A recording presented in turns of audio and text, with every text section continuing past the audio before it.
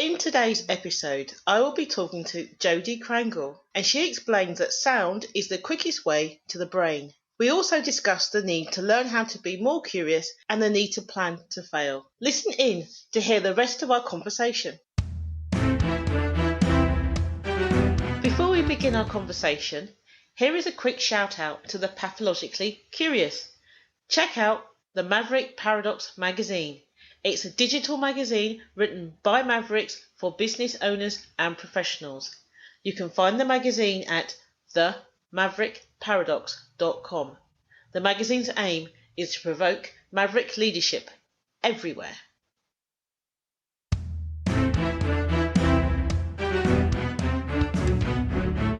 Welcome to the Maverick Paradox podcast, where we explore what it is to be a maverick and discover effective modes of leadership. I am Judith Germain, and my mission is to propel the maverick mindset into a world where character and integrity will ultimately have a higher premium than personality and bureaucracy. So thank you for joining me on this journey. If you would like to continue with me, then please subscribe to my podcast on iTunes, Stitcher, or one of the other popular podcast platforms. And today, my guest is Jodi Krangle. Hi, Jodi. Hi. Thanks for having me here. That's all right. That's cool. I'm very excited, actually, because I don't think I've ever had... Well, I know I've never had somebody like you on. I want to say someone like you that spends their time with voice as opposed to, consulting or teaching. So that's quite interesting. And I've enjoyed browsing your website, and I have like a million questions. Whenever you're ready. One of the questions was about, so I'm really technical now, ASMR. So first of all, could you explain what that is for the listeners, and then we'll get to it. Oh my goodness. You're asking me to remember what the term means. And that, I believe, it's autonomous sensory meridian response. That's so right. Yeah. So what this is it's like a brain tingle that you get when you're triggered by certain things. And it could be a friend drawing a picture. It could be watching someone get their hair done. It could be,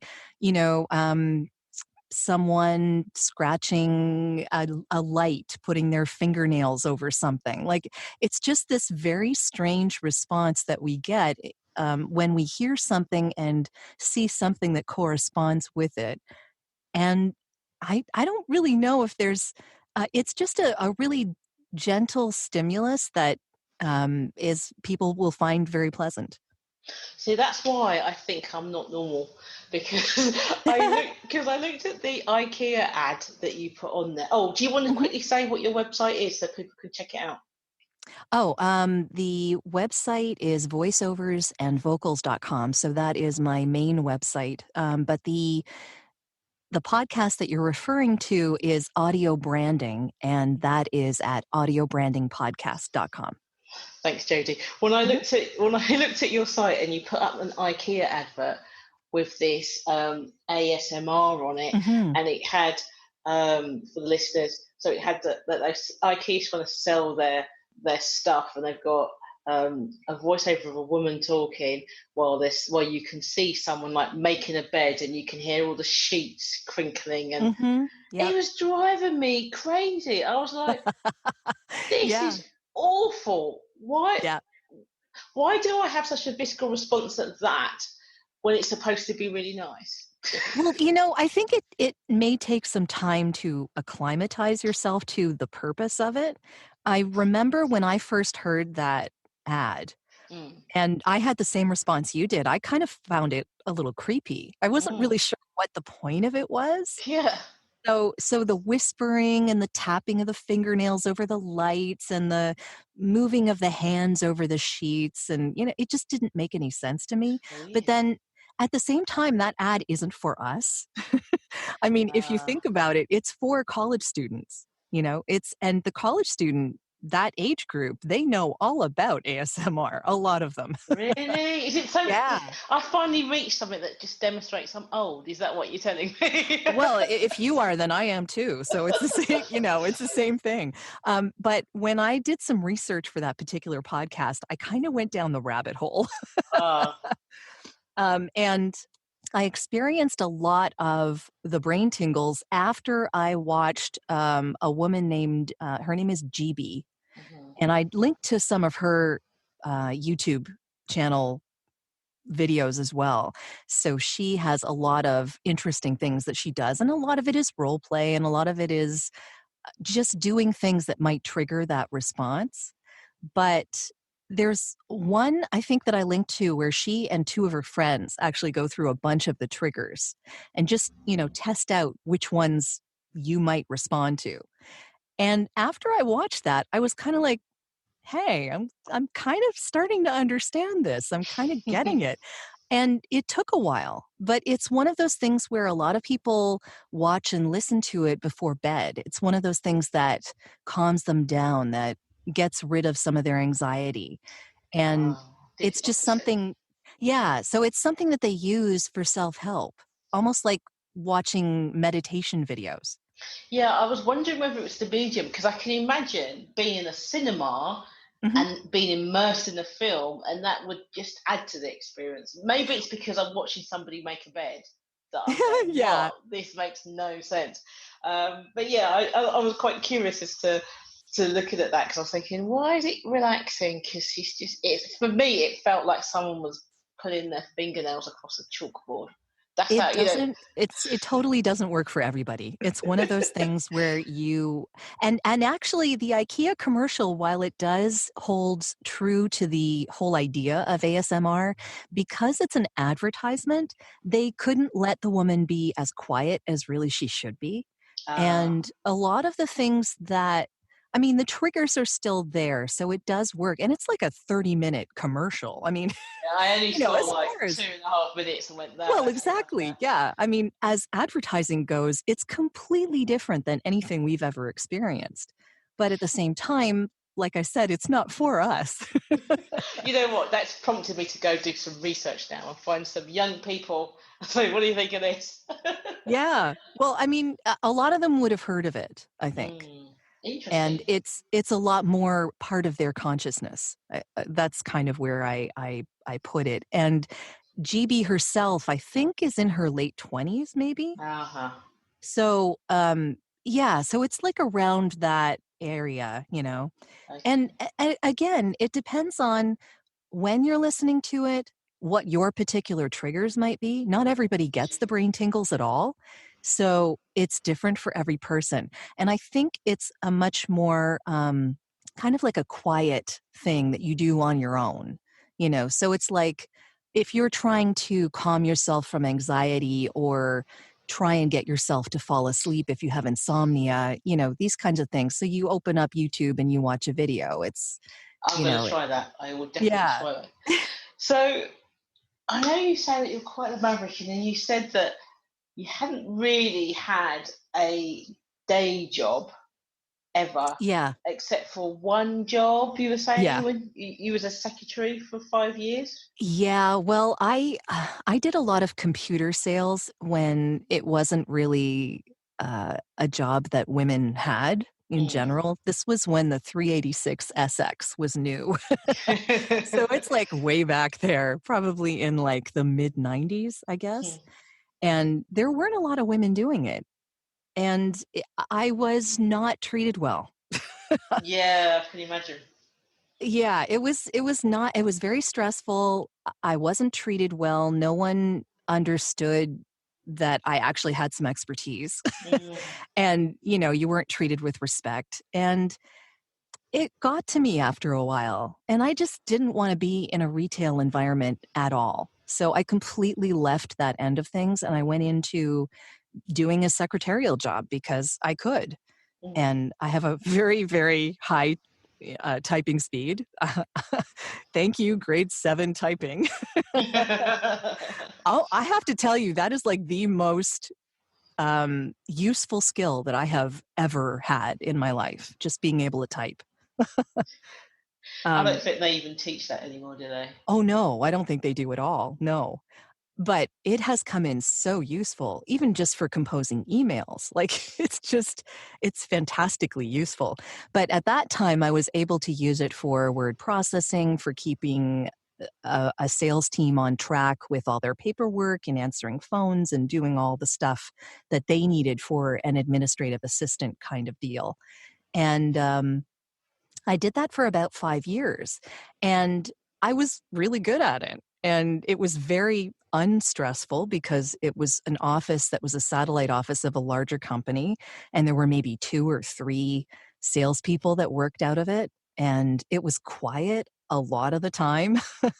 Like, there would be whole days when I wouldn't see anyone. Gosh, I've been so bored. Yes and no. What ended up happening was that we got a modem, and I ended up teaching myself about the internet and about graphic design and about web design and going online and meeting people who weren't even in my city. And it was really enlightening, and that made it not boring. I mean, I think it was quite the internet stuff was quite different, wasn't it? I remember, being one of the few people with a computer, and I could speak Mhm. to people in America. I used to wake up early on a Sunday morning so I could speak to them, Yeah. and it was just like, wow. And it was like, I suppose it's so funny now because the internet then was kind of really empty, wasn't it? There's no like, Yeah. there's like websites, but there's no really connection between them. It was just so different, wasn't it? So It was totally different, yeah, and there was so much more new things. It was brand new, and no one really knew how it would turn out, and this was, like, 93 to, like, 96, around that area, so this is really early on. There'd been a lot of early adopters in colleges and universities and stuff who already knew a whole lot about it, and, of course, the military knew about it. But beyond that, like regular everyday folk just going on it, it was brand new, and yeah. I loved it. You say on your website that sound is the quickest way to your emotions and to Mhm. your brain. Yep. So, how can that be used for business? Well, I think that in the subject of audio branding, which is what my podcast is about, I think people need to pay a lot more attention to the sounds that they use in their business, as well as they pay attention to their graphics. And part of the problem becomes that if a company doesn't pay attention to that, their sound becomes different than their look. Yeah. And people will turn away and they won't really know why. It's because it's a lack of consistency. And if you don't have a professional sound, you don't come across as professional, no matter how wonderful your graphics are. So, how does I'm just trying to, because to me that sounds quite of a maverick idea. Because Mhm. I'm just trying to think how that relates. Because I Well, mean, go on, yes, explain to yeah, yeah. me. Well, I mean, I'm a voice actor, right? So Yes. the way that I relate to this is if someone has a wonderful website and great graphics and it looks fantastic, but there's a video on it and the voice on the video is Sam from accounting, Ah. that's not going to jive with the rest of their image. And it's going to be really jarring for people that are listening.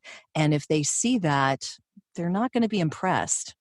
It's just going to be this little thing, that's this niggling thing in the back of their mind where the company doesn't seem as professional as they should be. That's interesting because how does that work with authenticity? Supposing that the business owner um, has a weird voice, but Yeah. Yeah. that's who they are. Would you be saying that they should change that? Maybe get vocal lessons or something? It's entirely possible if they feel that they want to get some training in that respect. I think it's a great idea. Communication is always a really good thing to improve upon. But I would say less that they should be doing that advertising and that they should be paying someone who can make an image for them that is authentic to the feel of their business. It doesn't have to be the owner of the business, is what I'm saying. I suppose it depends on what the business is, isn't it? Oh, yeah, definitely. Yeah. So I suppose it could be. I suppose it's a bit like regional accents. That for some professions, Hmm.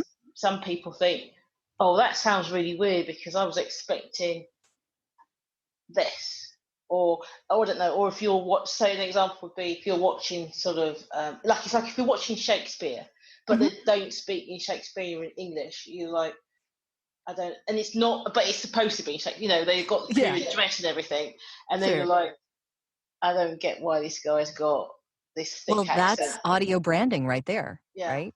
We know how it should sound, and if it doesn't sound that way, then there's something wrong and we don't like it and we're not sure why.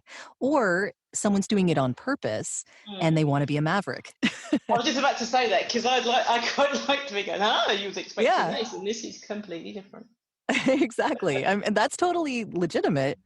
And I would say if that's the way that you want to do things, go for it. But there are, for instance, because I relate to the voice acting aspect of this, depending on the accent that you want, there are people in your environment that have the same accent that you have that you Mm. can get to do a professional voiceover for you. So accent doesn't have to be something that prevents you from doing that. No, and it could also age it, isn't it? Because I know that when you look at some of the old in the UK old TV shows or Hmm. radio announcements, and they've got that kind of BBC. Well, we would say a BBC accent, you know, because Yes. everybody in the Yeah. BBC at one point all sounded exactly the same. It's just kind of like, Sure. Yeah. so you go, oh, okay, this is the 19. You know, you can actually date the time Yeah. by just hearing the voice. Hmm. So that makes sense. So that probably explains why people get upset when their favourite TV show changes the trailer music. Oh, yeah. Yeah, it could be. But again, they might be wanting to switch it up to, shake people's cages a little? So tell me, what's your credibility for being a maverick then? Tell me about your maverick self. My maverick self. Well, I just think of myself as kind of self-made, which I guess Hmm. maybe a lot of people my age had to do. When I started out, I thought I was going to have a regular 9 to 5 job and sit behind a desk and do Mm. whatever my boss wanted me to do. And everything that I've had to do since I left school has just led me in a completely different direction. From getting an English degree, really like a 3-year English degree in university, and just going out and selling computers and then doing secretarial work and then teaching myself how to do the internet and making a songwriting site and testing everything on that. And then going and working for other companies doing that for a while, and then starting doing telecommuting. So in 1997, I think, I started working with a really small gaming company where the owner was, well, it was a co-owner. One was in California and one was in Berlin, Germany. Hmm. And I was here in Canada, and we all worked together, and I would do a lot of traveling, and they were trying to sell a software gaming program that was a kind of evergreen thing that was a board gaming software. So you could make your own graphics and you could play chess and you could play, checkers and all of the other, but they had like all sorts of games from all over the world.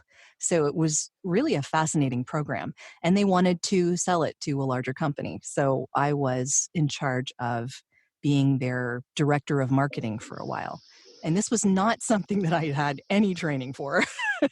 So what made you feel comfortable doing that?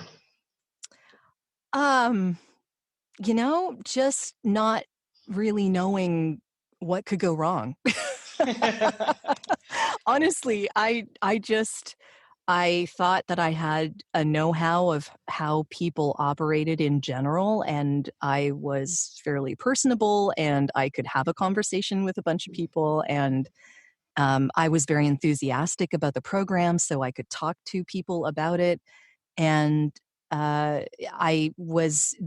was the early days of the internet still, so I knew about promoting online, and I knew about outsourcing graphic design so that I could make the company look really professional. And that was fairly new back then as far as the internet was concerned. So I just, I just learned it as I went along. So, would you say that you have a high boredom threshold? Yes, definitely. Or yeah, so you get bored at the drop of the hat. Is that why Yeah. you've moved from? Because I think that's quite typical for Mavericks, actually. Yeah, yeah. I am like a multi-passionate creative, so I have a lot of things that interest me, and I also am a singer and love to do that. So I've done a lot of that in the past as well, and yeah, I have a love of media, and I've attended science fiction fantasy conventions since 1994. um, and so there's a lot of things that I need in order to keep myself interested. Yeah, you know what? I was nodding, obviously, which you can't see, but I was nodding when you were saying that because I think that's really, really common that Mavericks have a wide. Because I say Mavericks are pathologically curious, and I think, Yes, yeah. and I think it's that. Oh, that looks nice and shiny. Let me learn everything I can possibly learn about that. There's something else over there. Let's learn everything I know about that. It's And it's totally true. But you know what? There's also something about learning to be more curious Mm, because you can get focused and you can satisfy your curiosity about certain things, but being curious about people is yes. a learned skill Mm. and something that all of us can always improve. Yeah, my favourite question is why do people do that? It just fascinates me to go and Sure. just look underneath to say, why do you do that? Like it's just Hmm. so weird, and it's just quite an interesting dynamic to figure things out because it's all about the people, isn't it, and how people interact with each other that can make a huge difference. Yeah, yeah. And I think also one of the traits that Mavericks might have is that they are not risk averse. Mm, So exploring things on their own and not expecting everyone to give them the answers is a biggie. yeah. And just going out and not being afraid of falling on your ass. That's a big one. It is. It's just, and it's also fascinating when you are with other people and they are frightened to fail. And it's like, did Hmm. you not plan to fail? Like, no, why not? Why do you not plan that? You've not done it before. Do you not expect that you might not get it right? And it's like, no. It's like, oh, that's why you're upset then. Yeah. Well, it's always a learning experience, and that's always how I look at it. So if I don't complete something or get something working just the way that I want it the first time around, that's a cue to me to try again. And with the knowledge that I have after that, unsuccessful, whatever that was, I can now try again with a little more knowledge. And that's where the curiosity comes in again. But yeah, you really have to not be risk averse because if you're afraid of that failure, then you're not going to learn anything. That's true. So, do you take your knowledge about what people hear and how it affects people when you're Mhm. having communications live with people? Uh, yes and no. I mean, we're all we're all human beings, and so we all experience these things in different ways. But I do like to talk in my podcast about the science of this, and Mm, there is basis on the science of this. There's a lot of things that human beings we're strange. there's no doubt about it. Yeah, there's a lot that goes on in our heads that we're not consciously aware of, but that influence us. Mhm. And sound is definitely one of those. I think smell is the other one that's as intense. Yeah, I was just thinking about that in terms of how everybody sort of communicates and interacts with the world in a different way, Mhm. and I'm quite visual and I don't really pay that much attention to sound, I don't Hmm. think. Um, I just wondered, so I wondered whether the, the sound affects different people in different ways. Oh, it Because probably does. yeah, Yeah. because I know that some people that, it's all the, because I'm the sort of person, if I want directions to go somewhere and it's audio and you can't paint a picture, I Hmm. can't get there. I don't get what you're talking about. I'd Sure. have to just kind of then draw it out on a sheet of paper because I really can't take that audio. Well, I GPS prefer must to, be a godsend.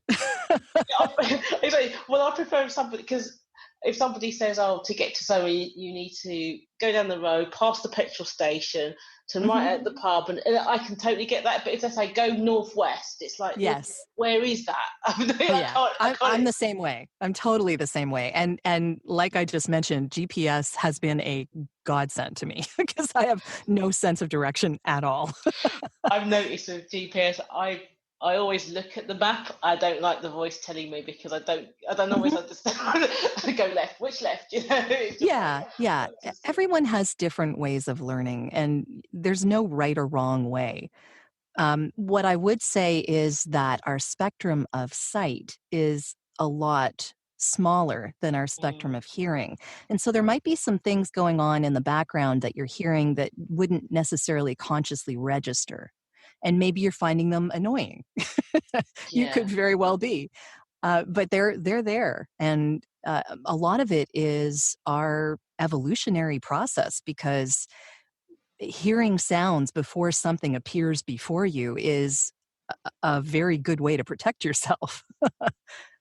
Yeah, I saw, how random is this? Just about a day ago, I was watching Ghosts of the London Underground Hmm. documentary, Yep. and one of the things that the guy was saying was about low frequency sound, Hmm. Yep. and he was saying that that's why some people are having those kind of feelings of something's watching me, because this sound is at a level that we can just about pick up, but we Hmm. don't hear it, but we can feel it, which is what's Yeah. having the effects. And I thought that in itself was very fascinating. I had an interview in one of my podcasts with a fellow named John McLean, and he actually talked about this specifically Oh. because he said that when we hear low level bangs or sounds, it's almost evolutionary warning that there's something large coming towards us. Mm. And especially if it's happening behind us, that is a cue to be on high alert. So it's stressful in general. Yeah, I mean, I was fascinated by the concept of this, Hmm. especially, and it made me think, yeah, I can understand sound is generated by something. So what's generating the sound that makes us feel so scary when you can't? I was kind of stuck. It's like, what does that mean then? If there's, Yeah. what's generating this low frequency sound? Something must be doing it. But then Well, the it's guy couldn't. probably the subway on the tracks or the low hum of the electricity or, anything like that. And it could be completely unconscious that we're picking it up, like you were saying. So, and it's just one of those things that's like a tension in the background. Yeah, it's kind of weird, as you said. Back to us being weird. I tell you something. Yes. Yeah. There's something else that you said on your website, which I thought was interesting, that people can flee from sound in within 8 seconds. Yep. We do not have very large attention spans. And you also said that we have goldfish actually have a higher attention span than we do, They do. I actually linked to a study about that, and they have a 9-second attention span, apparently. which is so funny. Yeah.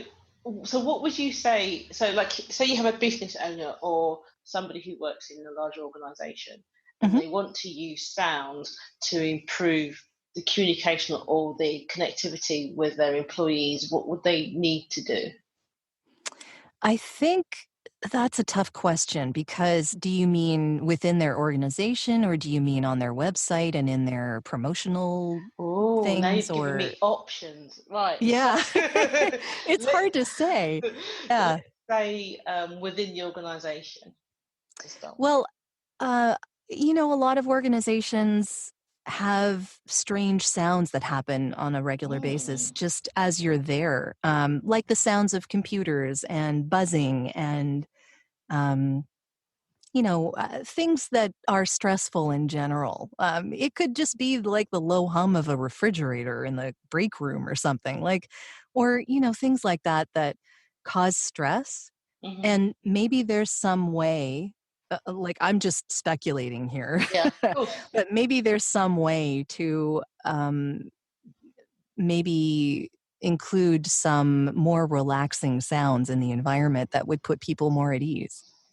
Do you think that's why they started off with the music and behind? Was that the idea for that? I think that human beings abhor a vacuum. Okay. and hearing silence just doesn't make people feel good. So music of any kind can probably help that a lot. I think that's a lot of the reason why you'll hear radio music in retail stores, Mm-hmm. because it masks a lot of the other sounds that are just going on, like the hum of a light, or the regular silence that you'd hear in a environment like that. Yeah. And just in general, I think it just distracts people and takes them out of a particular environment, maybe that is already kind of um, a little inauthentic, maybe.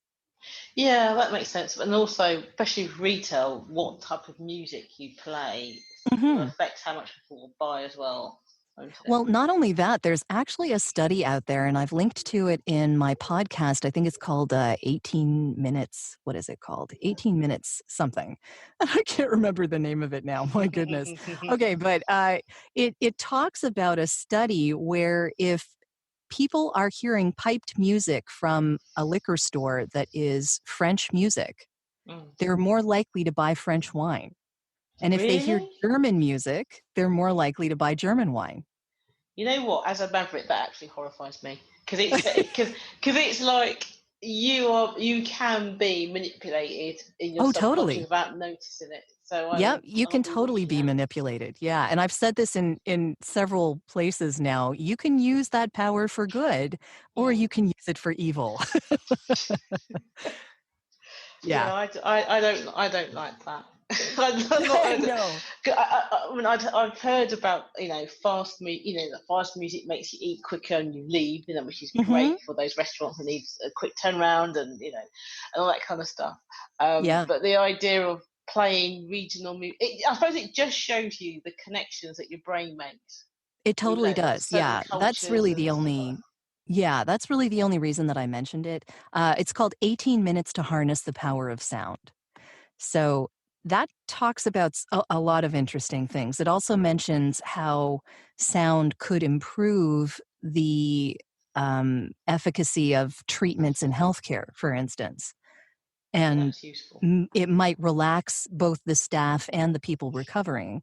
So there's a lot of things that can go on here, even unconsciously, that might be helpful for us. Hmm. Sounds interesting. I think before we wrap up, is Mhm. there any tips around sound you would like to share? I think it's important to match the professionalism of your sound to the professionalism of your look. Uh-huh. So, so in advertising and marketing, which is where I generally talk about this, it's not making people, it's not jarring people out of the professionalism that is your company. So you need to pay attention to that is really all I'm saying. Yeah. I know, unless you're talking And I like mean you in general. I'm not yeah. talking about you particularly. Yeah. No, I understand. But when you was talking there, every time you talk about it, I think, oh no, I'm a bit worried about my podcast. There's, podcasts are different in the way that, yes, an intro and outro can be really great and a nice professional touch and fantastic if you want to do that sort of thing. Having music that goes with Yeah. it is also great. But podcasting is a much more intimate medium. And it's one of those things where, kind of like radio, you almost want someone to just be real. Like, that's Hmm. the point, right? You. Yeah. I'm quite real. That's great. I know, I've listened to myself coming back. It's always the thing, though, isn't it? You hear yourself speaking, you're like, yeah, I don't Yeah, really yeah, a sound lot of people do say that. I've kind of gotten used to it because it's my profession. Yes, of course. But you know what? Even when I hear myself on commercials or in a narration on someone's website or whatever, a lot of it is processed. So even at that point, it almost sounds like it's not me. Like I know it's me, but it's different, and so it almost seems like it's a third person. There's a level of separation. Well, that makes sense. That makes sense. Hmm. Well, that's great. So I think you should come back again and talk about some other aspects of sound, I reckon. What do you think? I'd be happy to. Brilliant. Thank you so much for coming on board, Jodi. Happy to. Thanks so much for inviting me. I appreciate it. Thank you once again for tuning into the Maverick Paradox podcast. I hope you have enjoyed listening to my conversation with Jodi as much as I enjoyed having it. If you are pathologically curious and would love to find out more about the Maverick Paradox, then please subscribe to this podcast on one of the popular podcast platforms.